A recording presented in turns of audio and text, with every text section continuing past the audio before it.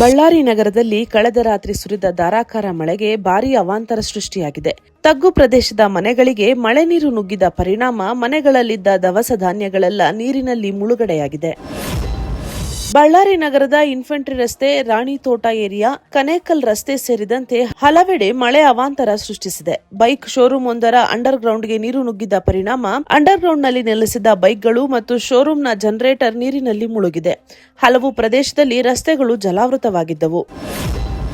ಗದಗ ನಗರದಲ್ಲಿ ಗಂಟೆಗೂ ಅಧಿಕ ಕಾಲ ಸುರಿದ ಮಳೆಯಿಂದ ನಗರದ ಮಧ್ಯಭಾಗದ ಪಂಚರಹೊಂಡ ರಸ್ತೆ ಸಂಪೂರ್ಣ ಜಲಾವೃತಗೊಂಡಿದೆ. ಗಟಾರುಗಳು ತುಂಬಿ ಹರಿದ ಪರಿಣಾಮ ಗಲೀಜು ಮಿಶ್ರಿತ ನೀರು ರಸ್ತೆಯ ಮೇಲೆ ಹರಿದು ವಾಹನ ಸವಾರರು ಹಾಗೂ ಸಾರ್ವಜನಿಕರು ತೀವ್ರ ತೊಂದರೆ ಅನುಭವಿಸಿದ್ದಾರೆ. ಬಾಗಲಕೋಟೆ ನಗರ ಹಾಗೂ ಸುತ್ತಮುತ್ತಲಿನ ಪ್ರದೇಶಗಳಲ್ಲಿ ಸುಮಾರು 2 ಗಂಟೆಗಳ ಕಾಲ ಸುರಿದ ಧಾರಾಕಾರ ಮಳೆಯಿಂದ ಜನಜೀವನ ಅಸ್ತವ್ಯಸ್ತಗೊಂಡಿದೆ.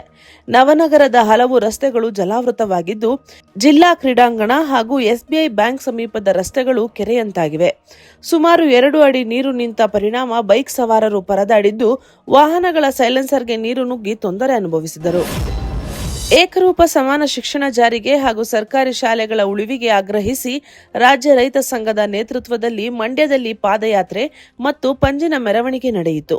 ಇಂಡವಾಳು ಗ್ರಾಮದಿಂದ ಸಂಜಯ್ ವೃತ್ತದವರೆಗೆ ನಡೆದ ಮೆರವಣಿಗೆಯಲ್ಲಿ ರೈತರು ಬೆಂಗಳೂರು ಮೈಸೂರು ಹೆದ್ದಾರಿ ತಡೆದು ಸರ್ಕಾರದ ವಿರುದ್ಧ ಆಕ್ರೋಶ ವ್ಯಕ್ತಪಡಿಸಿದರು. ಚಿತ್ರದುರ್ಗ ಜಿಲ್ಲೆಯ ಮೊಳಕಾಲ್ಮೂರು ತಾಲೂಕಿನಲ್ಲಿ ಶೇಂಗಾ ಬೆಳೆ ಬೆಳೆದ ರೈತರು ಬೆಳೆ ವಿಮೆ ಪರಿಹಾರ ಸಿಗದ ಹಿನ್ನೆಲೆಯಲ್ಲಿ ಪ್ರತಿಭಟನೆ ನಡೆಸಿದ್ದಾರೆ. 16 ಗ್ರಾಮಗಳ ರೈತರು ವಿಮೆ ಕಟ್ಟಿದ್ರೂ ಕೇವಲ 3 ಗ್ರಾಮ ಪಂಚಾಯಿತಿ ವ್ಯಾಪ್ತಿಯ ರೈತರಿಗೆ ಮಾತ್ರ ಅವೈಜ್ಞಾನಿಕ ಬೆಳೆ ಸಮೀಕ್ಷೆ ಆಧರಿಸಿ ಪರಿಹಾರ ನೀಡಲಾಗಿದೆ ಎಂದು ರೈತರು ಆರೋಪಿಸಿದ್ದಾರೆ.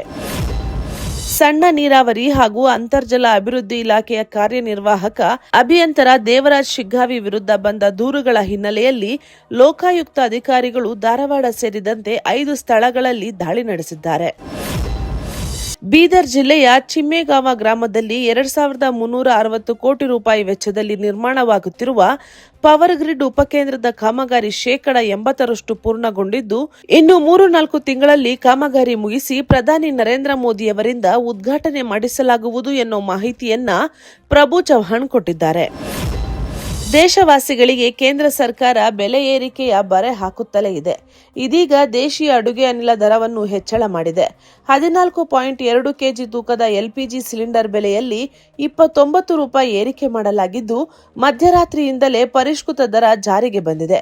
ಕಳೆದ 3 ತಿಂಗಳಲ್ಲಿ 2ನೇ ಬಾರಿ ಅಡುಗೆ ಅನಿಲ ದರವನ್ನು ಕೇಂದ್ರ ಸರ್ಕಾರ ಏರಿಕೆ ಮಾಡಿದ್ದು, ಗ್ರಾಹಕರ ಜೇಬಿಗೆ ಕತ್ತರಿ ಹಾಕಿದೆ.